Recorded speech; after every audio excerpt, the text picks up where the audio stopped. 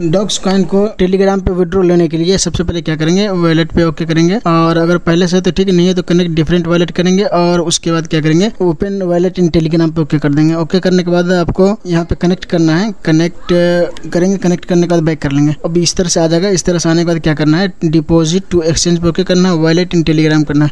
Wallet Telegram पे जब भी करेंगे तो आपको फीस अलग से देना पड़ेगा, कुछ ना कुछ फीस आपको लगेगा, जो यहाँ से जब भेजेंगे तो फीस लगेगा। अगर ये पहले से बनाए हुए तो ठीक है, नहीं बनाए तो कंटिन्यू करेंगे, और यहाँ पे नाम डालेंगे। केवाईसी के लिए कुछ भी नाम डालेंगे, मैं तो अपने से पहले इस्तेमाल कर चुका हूँ, तो यहाँ पे कोई दूसरा नाम इस्तेमाल करूँगा मैं। डेट ऑफ बर्थ वगैरह सही डालिए ताकि आगे कभी ज़रूरत हो तो केवाईसी के लिए आप डॉक्यूमेंट को सबमिट कर सकते हैं। यहाँ सेंड करेंगे, सेंड करने के बाद ये फिर से रिडायरेक्ट कर देगा, यहाँ रिटर्न टू डॉक पे आ जाएंगे फिर से।